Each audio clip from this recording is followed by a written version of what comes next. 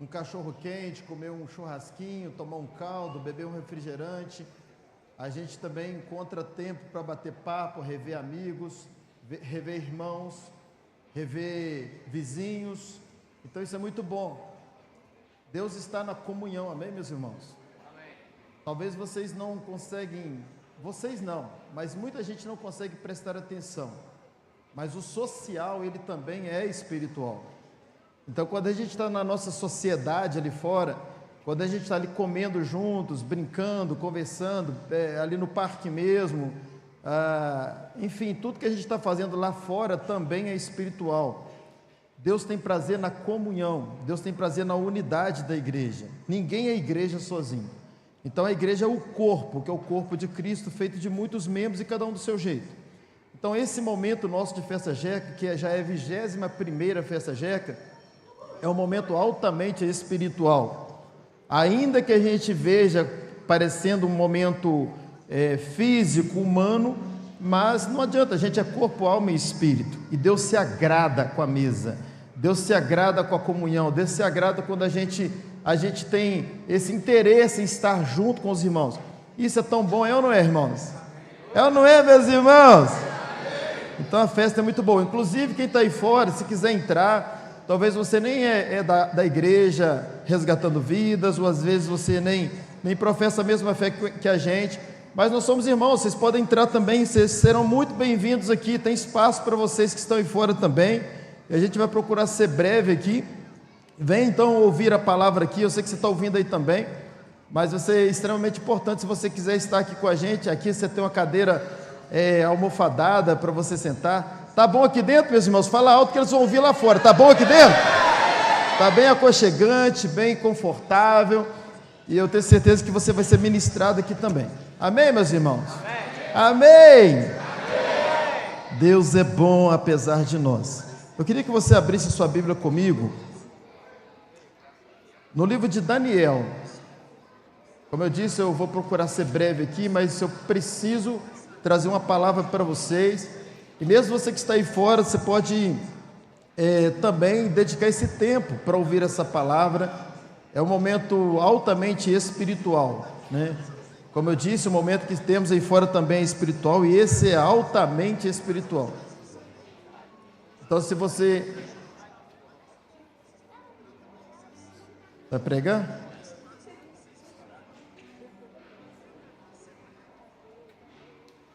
Agora?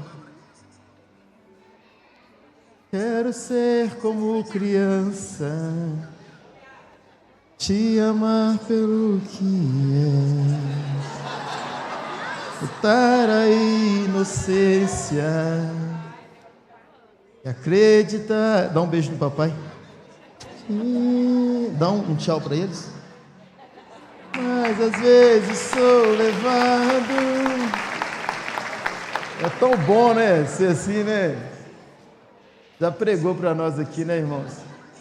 A gente precisa voltar a essa simplicidade, né, irmãos? E o evangelho, ele é simples, irmãos.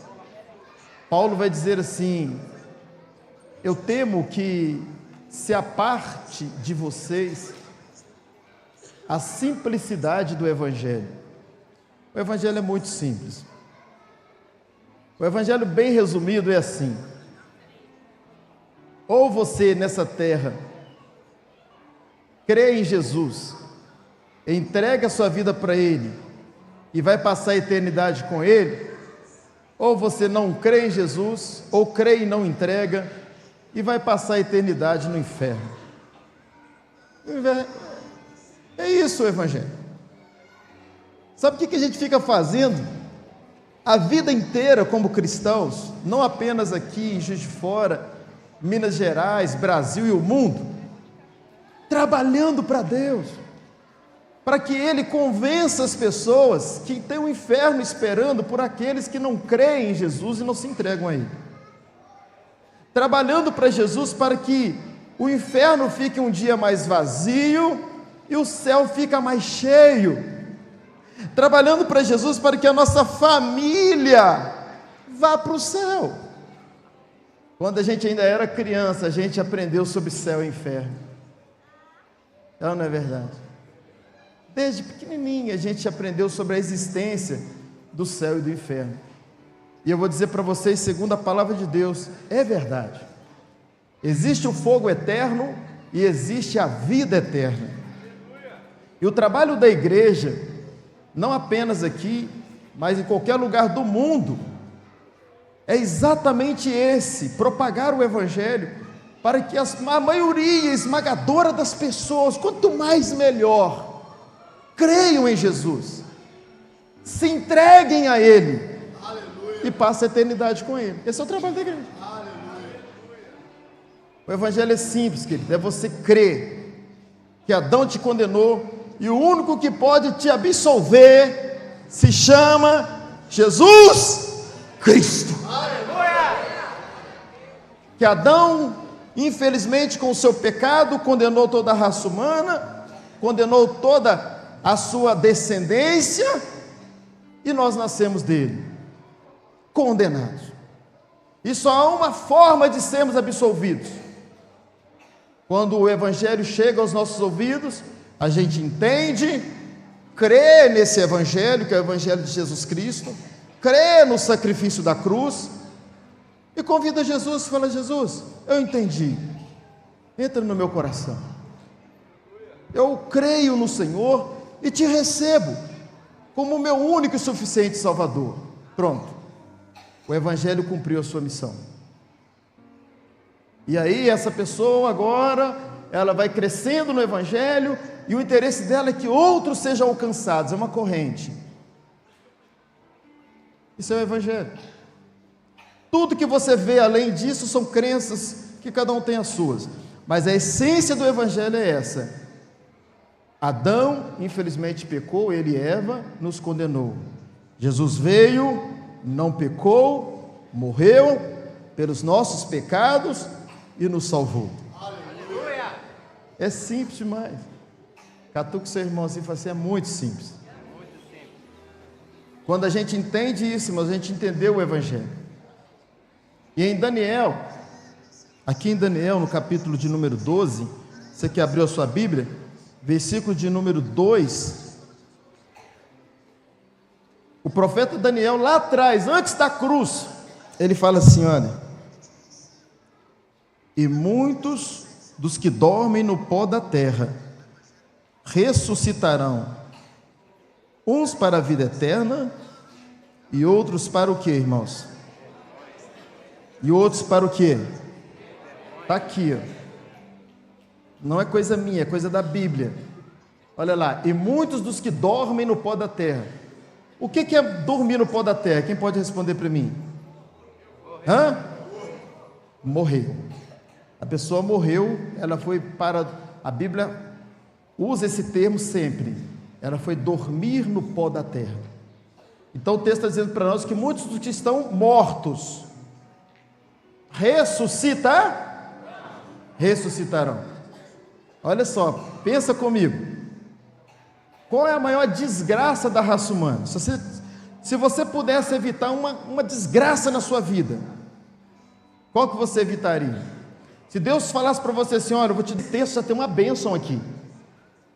Não sei se você percebeu, o texto está dizendo que muitos dos que dormem no pó da terra ressuscitarão. Então olha a promessa de Deus. Eu creio nas promessas de Deus. Quem crê, diga aleluia.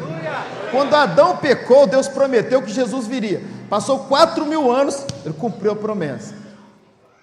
O próprio Davi, ele diz: as tuas promessas foram todas testadas. O nosso Deus é o Deus que promete, ele é Deus de palavra, ele vela pela palavra dele. Ele promete e cumpre. Então tudo que Deus promete, ele cumpre. Tudo que você está vendo aí, esses rumores de guerra, tudo que está acontecendo nos dias de hoje, está tudo na Bíblia, tudo prometido que ia acontecer. Então tem mais uma promessa aqui. A promessa está dizendo que esses mortos, eles vão o quê? Ressuscitar. Então olha só, já começa a trazer um alívio para a gente na primeira parte do texto. Porque, eu vou morrer, tudo bem. Eu vou diminuir agora o meu medo da morte, porque a Bíblia está me prometendo que vai me ressuscitar. É ou não é uma boa notícia? Acho que não, né? É ou não é uma boa notícia, gente? Claro que é, ué. Se os humanos têm medo da morte, mas Jesus está prometendo, a palavra de Deus está prometendo que vão ressuscitar, e não apenas nesse texto, em vários outros textos, fala que vai ressuscitar a gente. Ela não é uma boa notícia, irmãos? Então, a princípio, tem uma boa notícia aqui. Agora, nem todos vão participar da segunda boa notícia.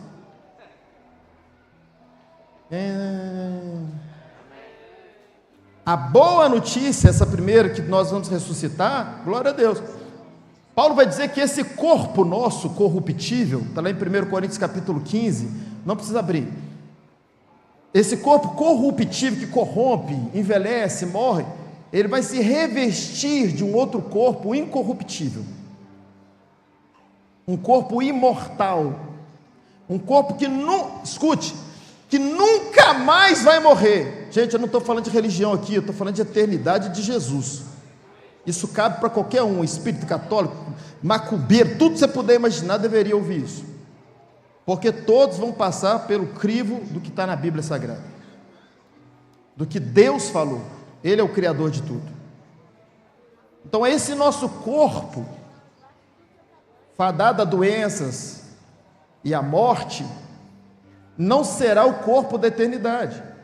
Nós seremos revestidos de um outro corpo, como está lá em 1 Coríntios capítulo 15, e aí nós seremos imortais, isto é, a gente morre, depois a gente ressuscita, e aí é uma promessa que está na Bíblia, que nós seremos imortais. Agora, quem serão os imortais? Porque agora nós vamos deparar com a segunda parte do texto, que fala que haverá dois destinos, fala, uns para a vida eterna. Estes são aqueles que vão receber um corpo imortal e vão passar a eternidade com aquele que é imortal. Quem crê que Jesus morreu e ressuscitou? Quem crê que esse Jesus que morreu e ressuscitou não morreu mais? Quem crê, irmãos? E já passaram 2000 anos e não morreu. Ele ressuscitou e voltou para o céu. Então o que aconteceu com ele é uma figura do que acontecerá com aqueles que estão nele, aqueles que se entregaram para ele, aqueles que creram nele. Porque se ele morreu e ressuscitou, já brincou? Só 5 minutos? Até o final da pregação agora, ok? Então toma mais um. Pronto, vai lá. Brinca, vai lá à vontade, vai. Vai lá. Não, agora até o fim. Então aquele que ressuscitou, a Bíblia diz para nós que tem o poder de também nos ressuscitar. Quem tem uma água aí para me arrumar? Aqui agora, quem tem? Aqui, ninguém tem? Eu tenho para arrumar. Por que eu tenho para arrumar? Então eu posso te dar uma água, sim ou não? Porque eu tenho água para te dar. Você tem água para me dar? Não. Então preste atenção. Qual o único, olha quem você deve adorar, amar, respeitar, honrar e crer. Qual o único que tem para dar a nós a ressurreição? Por quê? Por quê, irmão? Porque ele foi o único que ressuscitou. Ele tem a ressurreição. Então, se ele tem a ressurreição, ele pode dar a ressurreição. Quem aqui pode dar o que não tem? Você pode? Dá da mamãe, né? Quem aqui pode dar o que não tem? Ninguém. Mas quem aqui pode dar o que tem? Às vezes você não vai dar, mas você pode ou não pode dar o que tem? Jesus é o único que pode dar a ressurreição, porque só Ele tem. Deu para entender? Ainda que passaram muitos homens bons por essa terra, muitas mulheres, que foram até canonizadas, mas todas essas pessoas morreram e não ressuscitou. Mas o único que ressuscitou foi Jesus. E se eu e você temos medo da morte e queremos a ressurreição, nós temos que estar assim com Ele, porque Ele tem a ressurreição para nos dar. Quem está entendendo? É simples o evangelho. Só Ele pode dar a nossa ressurreição. Só que o texto está dizendo o seguinte, que essa ressurreição e a vida não é para todos, irmãos. E é aí que pega. Se você morrer agora aqui, irmãos, pastor, vira essa boca para lá. Eu posso até virar a boca, mas de repente a morte vai te achar hoje. Ai, pelo amor de Deus, opa, tá vendo? Você precisa de Jesus. Se você hoje fosse o seu último dia, lembra daquela passagem bíblica que o homem, ele planta e quando ele vai colher, ele colheu muita coisa, e ele colocou nos celeiros, ele falou que ia derrubar os celeiros menores, edificar uns maiores, para colocar tudo em estoque para o resto da vida, e a Bíblia diz que aquele homem, está na Bíblia, Jesus contou, e aquele homem falou assim, olha, agora eu vou dizer para minha alma, alma, come, bebe e folga, porque agora você tem comida para a vida inteira para frente. Aí a Bíblia diz que naquela mesma noite, ele ouviu uma voz, louco, essa noite eu vou pedir a sua alma. E o que você tem preparado? Vamos traduzir? Ele ia morrer naquela noite, ele não sabia. E aí ele ouviu uma voz dizendo para ele, essa é a sua última noite. Você está preocupado com a sua vida para frente, dizendo que está tudo bem, que você agora tem comida para sempre. É essa noite seu último dia. Nenhum aqui sabe qual é o dia que é o último dia. Mas a Bíblia diz para você e para mim que se em vida, meus irmãos, em vida, nós confessamos a Jesus como nosso único suficiente Salvador e abrir o nosso coração para Ele entrar, a Bíblia diz, primeiro, que a nossa vida é transformada e que a nossa eternidade será preparada com Ele. Aleluia! Aleluia! Então, a Bíblia fala ali no final do versículo de dois povos, dois destinos. E hoje, aqui nessa noite, você que está aí fora também, hoje, a sua vida, se eu te perguntar, você precisa responder, faz parte de qual destino? Olha lá, uns para a vida eterna, e outros para a vergonha e o desprezo eterno. Vamos traduzir isso aqui para a gente entender, igual o Luquinha que subiu aqui? Uns vão para o inferno, e outros vão para o céu. Eu, se eu fosse você, faria o que eu fiz há 30 anos atrás.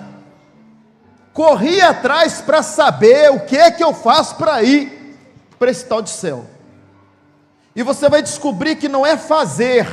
Você vai descobrir que aquele Cristo lá na cruz já fez tudo. É apenas você crer e se entregar a Ele. Se você fizer isso, a partir de hoje, Ele vai transformar a sua vida.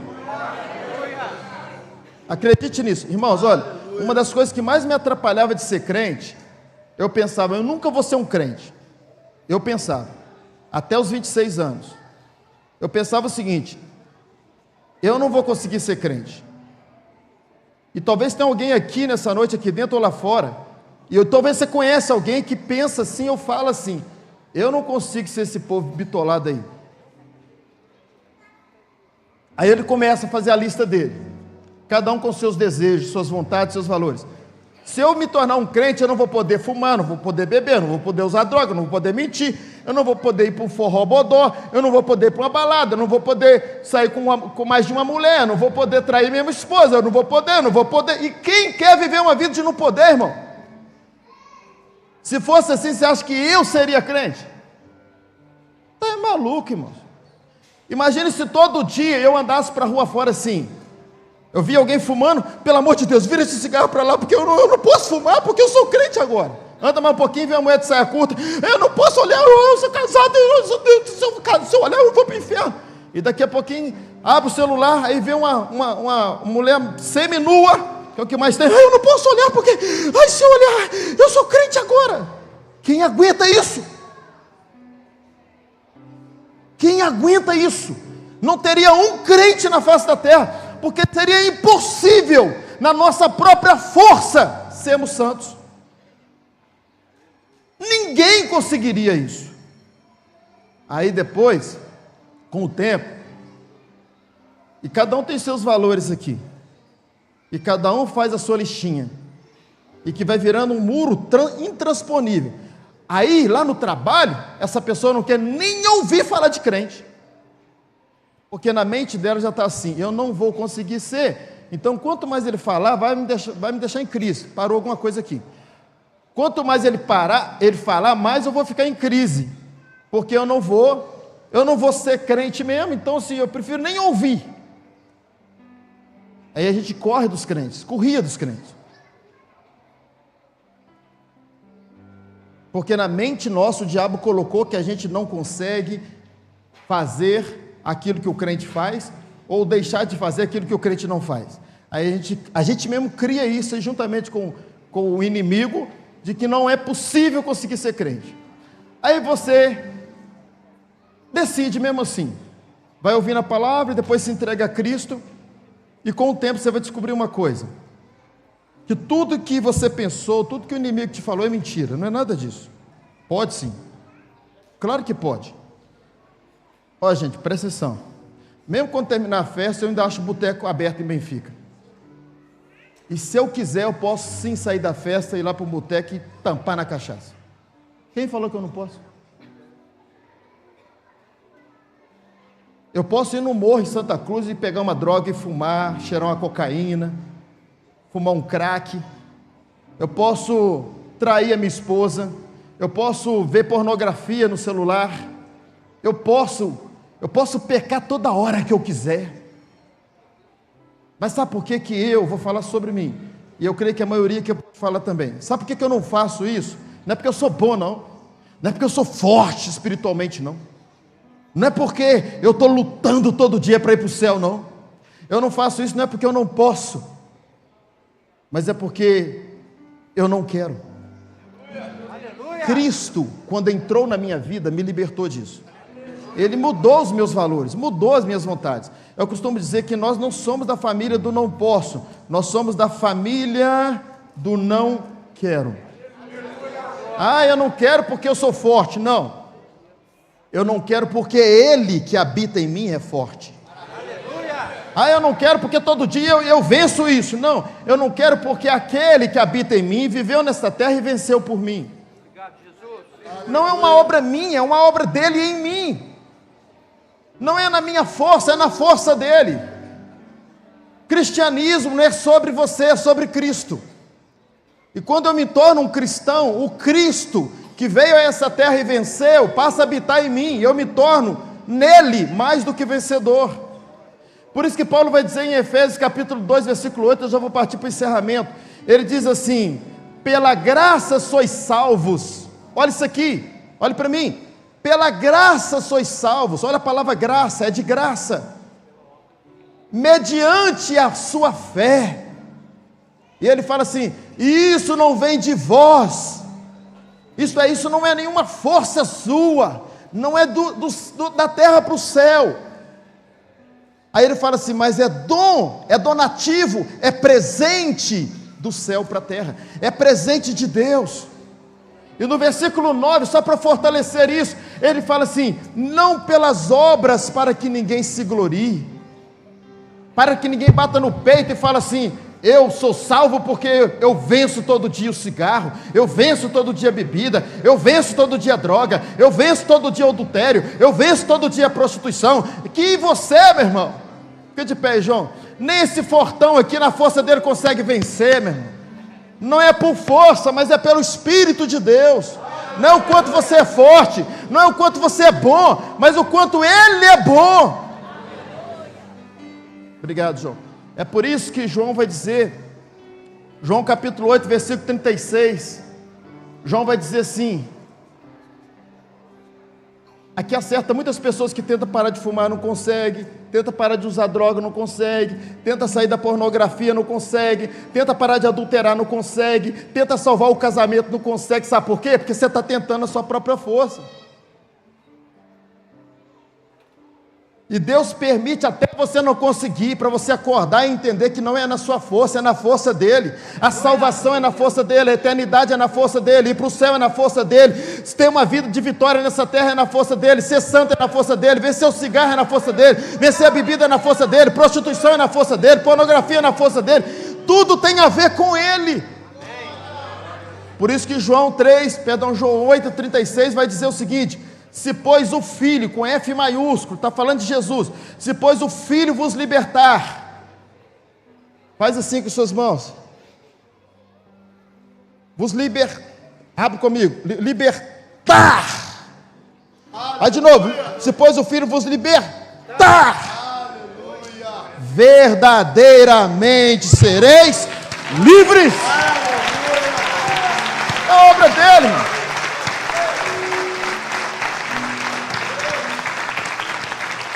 Irmãos, eu vou falar isso com muito amor aqui, com muito amor. Mas sabe essa pessoa que está do seu lado, que às vezes é muito espiritual? Dá uma olhadinha para ela aí. Crentão, hein? Fala assim, ô crentão. Chama ela de crentão, crentona. Fala aí. Cadê os crentão, os crentona? Olha o crentão, pastor, aqui, ó. Esse aqui é crentão, meu primo ali, ó, ele ali é crente. Hein? Sabe essa turma aí que está do nosso lado? Sabe os apóstolos, pastores, evangelistas, missionários, aqueles homens que ocupam os grandes lugares no Brasil e no mundo, famosos, que você olha para eles na televisão, você fala assim, meu Deus, ou no internet, faz tanto seguidor, esse homem, esse é de Deus. Tira Jesus deles, tudo farinha do mesmo saco, tudo não presta para nada, tudo ruim. O que transforma a nossa vida, ninguém aqui é melhor que ninguém, a graça nos iguala. O que transforma a nossa vida não é o quanto a gente pensa ser bom, mas é o quanto Ele é bom e habitou em nós, irmão. Aleluia. Se tirar Jesus de nós não sobra nada. Aleluia. Aleluia. Mas às vezes a gente tem essa mania, né? Não, aquele é de Deus. Ô homem de Deus, ô varão cheio do Espírito Santo, quarta pessoa da Trindade, vice-Deus, aquele ali é vice-Deus. Irmãos, se tirar o Espírito Santo, que é o próprio Jesus, que habita em nós na pessoa do Espírito Santo, tira de nós para ver que praga que vira. Estou errado, irmãos? Estou falando mentira aqui? Basta você ver, e o Espírito Santo nem saiu dele, hein? Porque, biblicamente, um desviado, o Espírito Santo continua lá, está apagado, mas está lá. Basta você ver um desviado que volta a aprontar de novo. Por quê? Porque na mente dele, o Espírito Santo saiu dele, então ele foi para a farra de novo. Não presta para nada quem é desviado e não entende que ele é de Cristo. Agora, quando ele entende que ele é de Cristo, ele é como nós que estamos aqui. Ele só falta lembrar disso, reconhecer isso e voltar. Porque quem é filho é filho. Mas se tira o Espírito Santo de cada um aqui, irmãos, não sobra nada. É tudo farinha do mesmo saco. Mas quando, meu querido, você abre o seu coração, talvez num momento como esse, você que está aí fora, e você entende uma palavra simples dessa e fala assim, entendi. Então não é na minha força? Não. Então é Ele quem faz, você só precisa querer, se arrepender do seu passado e começar uma nova história nele. Então é assim, pastor? Então eu vou crer nesse Jesus, e eu quero entregar minha vida para Ele, pronto. Um novo ciclo começa na sua vida. Você só precisa crer nisso. O Deus bom que me salvou continua sendo o Deus bom para salvar você, porque eu e você somos ruins. Deu para entender? Eu vou repetir. Não se compare com ninguém. Escute isso.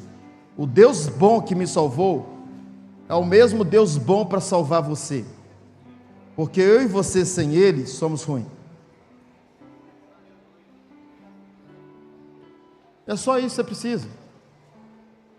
Você precisa? Precisa, porque o texto, volta lá para a gente concluir, irmão. Concluir, tem festa lá fora. Volta lá em Daniel, de novo, para encerrar mesmo. Daniel 12, 2. Você quer ressuscitar para quê, irmão? Quem quer ressuscitar? Dá um aleluia aí. Mas para que você quer ressuscitar? Para qual destino? Não tem saída, irmão. A nossa saída é crer em Jesus e entregar a nossa vida para Ele. Não tem outra opção. Uns para a vida eterna e outros para a vergonha e o desprezo eterno. Tem alguém aqui que quer passar uma vergonha e um desprezo eterno, traduzindo, ir para o inferno para sempre, irmão? Agora tem alguém aqui que quer ir para o céu para sempre com Jesus, irmão? É o óbvio. Pastor, o que eu faço então? Fique de pé no seu lugar.